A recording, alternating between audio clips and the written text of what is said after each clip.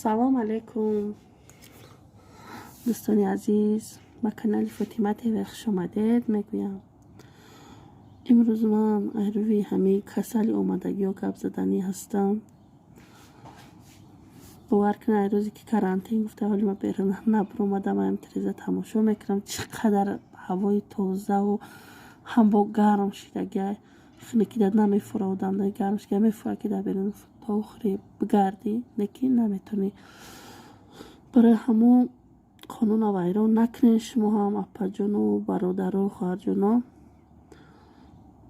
قانون در رعایت کنین. اینا که گفتی گپا که ما در چی در کار میشوه نمی اسپند کسی در می غریبی در وطن مونم باشه خداوند نگاه کنشه. همه مسلمانو را در پناهش نگاه کنه خداوند. هر یک بنده را اسپند دود کرده بیستان نمی کسی در خونش اسپند داره اسپند دود کرده بیسته با راستی اب 30 دانه هسته.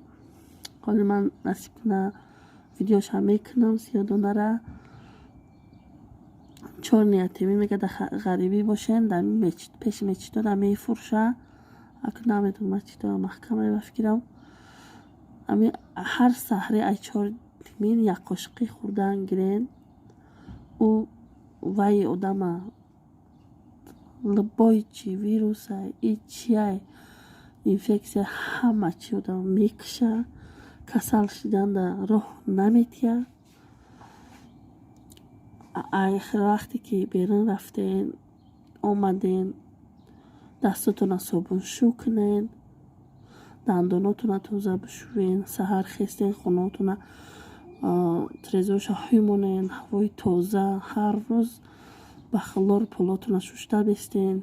کودک معده داشته باشین همین احتیاط کنین. کودک خودش نازکه. اگر ویدیوی ما یگان کرم فایده ناک باشه شما در کانال ما رو دستگیری کنین. ابونه نشده باشین ابونه نشویتون. هر یکی با فایده شما گفتستم. این تا ویدیوی آینده را در پناه الله باشین.